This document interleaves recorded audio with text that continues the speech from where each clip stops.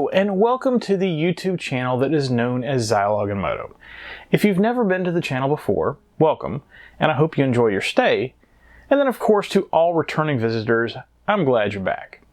On this wall behind me, you can see quite a large amount of Sega Genesis games.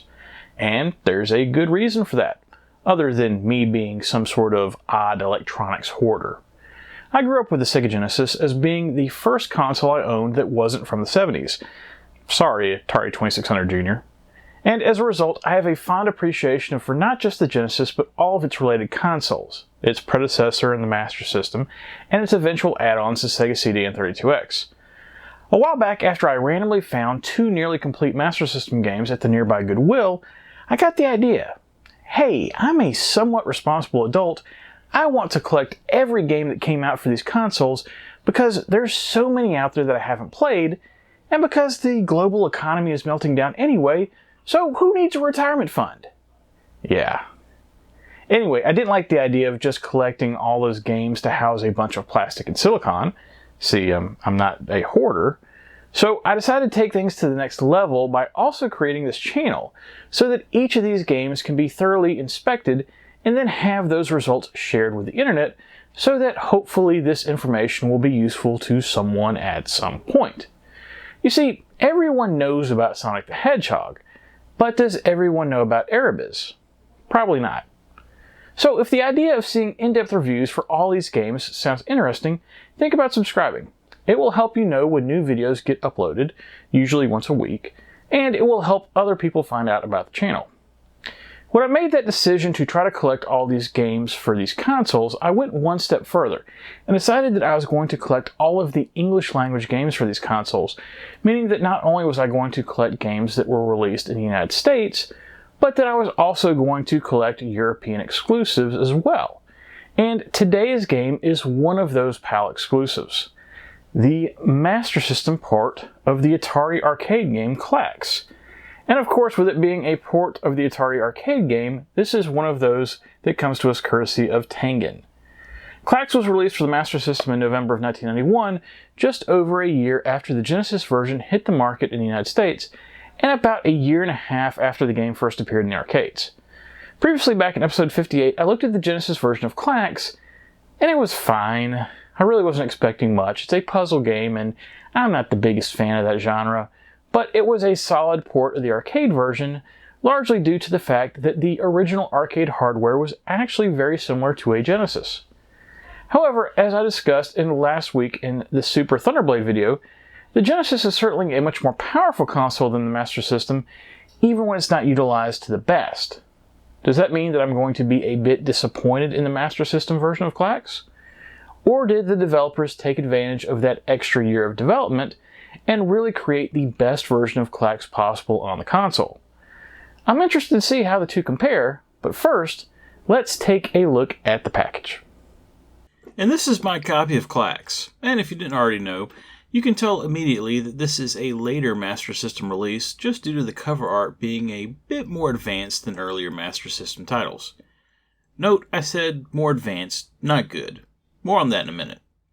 This copy is in pretty good shape, but it does have a little bit of wear and tear to it, with the hang tab being removed from the top of the case. That's not my major issue with it though, as at least that was a clean removal. No, instead the bigger problem is that if you look at the edges at the top and the bottom of the inner artwork, you can see the telltale brown dinge of tobacco stains. Thankfully it's not that bad, I probably wouldn't have bought it if it was, but the white Master System formatting to the background just gives it no place to hide. And it doesn't stink, which is definitely something I've run into before on picking up games from smokers. Pro tip, careful use of rubbing alcohol can be your best friend in collecting. As far as the cover art goes, it's okay. It's an interesting bit of Klaxception going on, with art of a kid playing the arcade cabinet. I do find it interesting that it's a puzzle game and the kid in the drawing is wearing glasses. Not sure if that was a conscious decision or not. If you're familiar with the game in the US, the cover probably looks somewhat odd as it doesn't have what we would consider the traditional Klax broken hand cover art that was used on the versions of the game released here. For instance, the Genesis, NES, and TurboGrafx 16 ports. No, instead, this is the same art that was used on the European edition of the Mega Drive version, and other various European ports, such as the Amiga and Atari ST versions, and in advertisements for the game. Flipping over the back, and at first look, there is a relatively pedestrian rear cover layout with 4 screenshots on the left, and flavor text crammed in for 8 languages. Yeah, get out your magnifying glasses for this one. Although, I'm not sure it's worth it, as I can't tell if the flavor text is describing playing the game, or working a shift at UPS trying to load a delivery truck. Admittedly, for the screenshots, there wasn't a ton they could do with Klax, as most of the game looks pretty much the same, but they still appear to be a bit lazy and not the greatest quality. Also, in a strange bit of formatting, they all appear to be rectangular and zoomed in, rather than the expected more squarish dimensions of non-HD TVs. Not sure what's going on there, but it seems like that part of the image was cut off in an effort to fit the images better on the back, and it's actually kind of obvious because you can't see the score line at the top of the screen. Opening up the case, and despite the tobacco stains on the outer cover, the inside appears to be in near mint condition, with the manual especially looking like it's never been touched. The cartridge has the odd white label that third-party Master System games got in Europe, if you've never seen that before. As far as the manual goes, it's as good as you can expect a manual for Klax to be, especially for attempting to cover 8 different languages. When opening it, on the inside of the front cover, you get an advertisement from some other Tengen titles. Wowee, that is a murderer's row of hits there, let me tell you. I almost feel bad for them. Moving on to the rest of the manual again, the game is explained in detail, and I especially like the section at the back that goes into graphic detail about how to achieve some of the more complicated Klaxes in the game. And yes, unlike Tetris, where only a 4-line clear is a Tetris, everything in Klax is a Klax. Klax. It's a funny name. Okay, enough of all that. Let's get Klaxing with Klax. Sorry, I had to, but I promise it's the last time. Okay, well, it's Klax for the Master System. Where should I start? Well, first, if you're familiar with the arcade game or any of its many ports to other consoles, fun fact, including the last official port to the Atari 2600 in 1990, you should know what to expect already, as this was more or less a direct port from the arcade version. But if you've never played Klax or didn't see when I covered the Genesis version previously on the channel, let's get into it a bit. When talking about any puzzle game in the early 90s, you have to mention Tetris. Tetris' origins date back to the mid-80s, when it started to pop up on a wide variety of various home computers. Its simplistic nature allowed faithful ports to be developed for all types of machines, and this combined with Nintendo managing to wrestle the rights to publish the game away from other companies like Tengen and Sega, led to Tetris becoming the killer app to lead Nintendo's portable revolution with the Game Boy. If you weren't around in those days, it's hard to describe, but Tetris went from being merely an addicting puzzle game you might mess around with a bit on your computer, or potentially dump a few quarters in while playing the arcade machine, assuming you could find it, to a title that became part of the cultural zeitgeist seemingly overnight with the release of the Game Boy. Tetris was everywhere all at once. As strange as it may seem, people of all ages bought the Game Boy just to play Tetris, and not a few people either. This led to Tetris becoming the foremost game in the puzzle genre, and the game where everyone wanted to create the Tetris killer to capitalize off of its massive popularity and become the new king of the genre.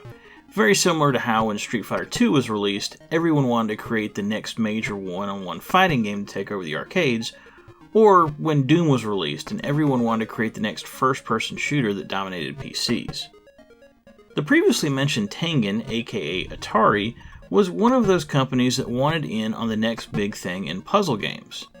Tengen was still sore from its legal battle with Nintendo that saw their version of Tetris seemingly erased from history in store shelves, even though it was released first, and as a result, Tengen had extra incentive to try to publish a game that would replace Tetris as king of the puzzle game hill. While all this was going on, Atari's arcade division had already been working on a follow-up to their version of the Tetris arcade game, something that replicated the seemingly simple controls of Tetris, but that still used the familiar concept of seeing puzzle pieces flow down the screen. Klax did just that, and in the process put its own spin on puzzle gameplay. With Klax, you were no longer trying to fit together already shaped pieces in the most economic way possible. Instead, you were trying to create your own shapes of individual color-matched tiles. Ironically, that color-matching aspect of the gameplay, while working well in the arcades, almost disqualified it by default from being a worthy successor to Tetris, as it's kinda hard for a game that uses color matching as its prime gameplay element to work on a black and white console like the Game Boy. Before I get too into the weeds here, let me just state that I am not a puzzle game guy. I think I mentioned that previously, but just to be clear, this is not my genre of choice when picking out a game to play. And this extends to board games as well that contain block-based puzzle elements. I'm not a fan of chess either. It's strange, I think I have what most would consider a pretty logical mind, which has certainly led itself well to over 20 years of IT in my day job, but for whatever reason, if it's a traditional puzzle game, and it's not Tetris or Puyo Puyo, I'm just not interested. Having said that, just like when I did the review of the Genesis version of Klax, I'm trying to put more weight into the creation of the game itself, rather than if I specifically would have fun playing it, because, to be perfectly honest, I'll probably never play Klax again in my life, unless it pops up in some Atari collection down the line for modern consoles.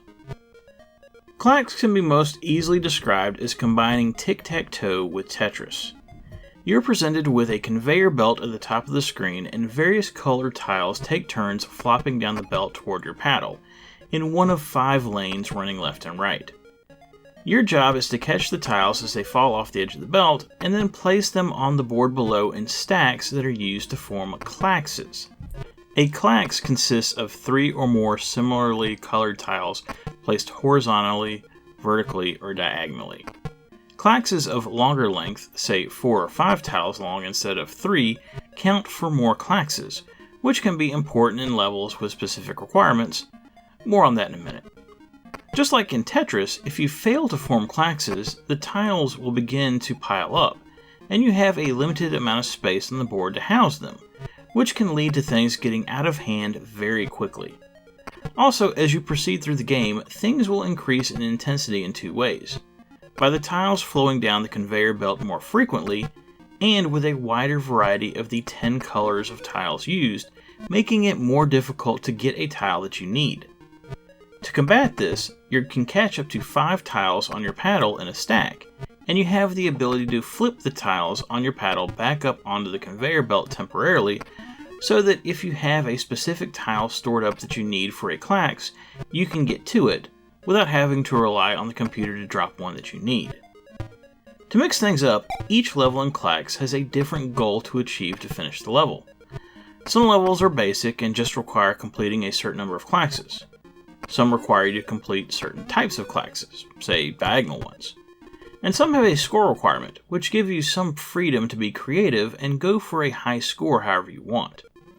I really like this aspect of Klax because one of the drawbacks of something like Tetris is, unless you're playing in some sort of puzzle mode, you are doing the exact same thing over and over and over again. Also, I like how Klax does have an end goal in that you can actually beat it, if you can somehow manage to get all the way to level 100. As you attempt to make your way through the game, just like in the arcade, the game is broken down into sets of levels. When you reach a certain level, you're given a choice of how you want to continue. You can either simply move to the next level, warp 5 levels up, or warp 10 levels up. Warping levels allows you to advance through the game quicker, but at the cost of a potential high score. As a bonus enticement for choosing a level warp, if you choose the 5 level warp, you're instead allowed 4 allowances for tile misses, and then 5 allowances if you jump all the way to the 10 level warp, to compensate for the higher difficulty. Road Blasters, also from Atari, previously had a similar level warp structure available to players, so it's interesting to see that gimmick brought back for the game in a totally different genre. And I really like it, as again, it works to give some much needed variety to the gameplay, which could otherwise easily get stale. As far as specifically the Master System port goes, all the action and gameplay from the arcade version is here, but it's not all puppies and roses. This is Klax to be sure, and anyone who's a fan of the arcade game or that has maybe played on another platform will immediately be able to sit down and play, and feel familiar with the game. However, I can't help but feel that the game just seems like it was made quickly and on the cheap. Sure, the Master System is a step down power-wise from the arcade or even the Genesis version, but there's some unforced errors here that really could have used some more work. My first problem is the color of the tiles. As stated, Klax's gameplay is based around matching 10 different colored tiles. And in what I think is a pretty cool feature, in the options screen you can select between 5 different palettes for the tiles, just in case you maybe prefer different sets of colors, or they might be easier on your eyes. The problem is even with having those choices, you tend to end up with sets where there's colors that are pretty similar, and it's very easy to accidentally mix them up as they're coming down the conveyor, causing you to drop them in the wrong location. I mentioned before the Game Boy having an obvious issue with trying to implement a color matching game with it being black and white, and you'd think the Master System, with it being able to display 31 different colors at the same time, would be able to avoid the issue, but that's sadly not the case. Strangely, the NES version, even though it has worse looking backgrounds, seems to handle the tile color issue better. Overall, the game looks good for what it is and faithful to the arcade version, or at least as close as they could seemingly get, but the tile issue is an unfortunate head scratcher. The gameplay is the source of another problem. You might be thinking, but Dave, how could they possibly screw up the gameplay in a game that literally only uses one button combined with left and right movement? Well, they did. And after you've played a few rounds, you'll understand where I'm coming from. In Klax, the movement is just that simple. Move the paddle left and right amongst the 5 columns, hit one button to drop a tile, and either tap up or hit button 2 to flip a tile that you've caught back up onto the conveyor belt. That option for tapping up or hitting button 2 is in the options screen, and like the color palette choice, is definitely something I appreciate being there, as I prefer the use of the button. The problem comes in that sometimes when moving left and right, you'll accidentally move the paddle too far, and when the speed of the game increases, you'll find yourself dropping tiles accidentally all too often. There's another option for controlling the speed of the paddle, with options for either slow or fast, but unfortunately, I had the problem no matter which speed was set. The final problem I had with this port is that the audio is flat out terrible. And I know the Master System, especially by late 1991, was capable of much better. The music isn't much to speak of, and by default it's turned off, but when you turn it on, it's super quiet. I've never had a game where the audio was that low. In fact, I had to stop using the noise-canceling headphones I've been using recently in reviewing these games to better isolate the audio, because even with it turned up all the way, I could barely hear it. Beyond that, when watching this review, did you stop to wonder about why the game is called Klax? Well, apparently they decided on that due to the clacking noise the tiles made when flopping down the conveyor belt in the arcade version. This sound effect was apparently excluded from the Master System version. That's right, not only is the game's music barely audible at normal levels, they didn't choose to include the sound effect that the game is named for. I'm just at a loss. To sum up, Klax on the Master System is a game I would have a hard time liking under the best of conditions due to it not being my genre of choice. However, even with that being the case, I gave the Genesis version a mediocre 2 stars as it was a solid port of the arcade game. It just wasn't for me. For the Master System version, that's a bridge too far. Due to the general cheapness and sloppy feeling of this port, I've got no choice but to give Klax only 1 star. It is Klax, and if you're a Klax fan and a Master System, I suppose give it a shot. But don't expect much. Okay, well that was Klax for the Master System. In 3.5 years of doing Zilog and Moto, I've reviewed a lot of games that were available for both the Master System and the NES, and so far for every game except for maybe Spy vs. Spy, the Master System version was frustratingly clearly superior to the NES version, and even for Spy vs. Spy, I would say they were even. They just did things a little differently, and the Master System version reminded me more of the Commodore 64 original. But Klax on the Master System is the first time where I can honestly say that the NES version is overall superior, and with the Master System version releasing a full year after that NES version, that's just embarrassing. Tengen certainly didn't do their reputation any favors here. Tune in next week as I get back to the Genesis and what I'm hoping is the best game I've played on the channel since the Master System version of Forgotten Worlds about a month and a half ago. I'm hoping anyway. I've never played this game, so I have no idea. The reason for the hope, though, is that it's the sequel to one of the games I was the most surprised by during Season 2, and while it certainly wasn't perfect, I did quite enjoy playing it. Hopefully I'll have good news for you next week. Please think about subscribing if you're so inclined, and remember, whatever you like to play, have fun, and be excellent to each other. Later!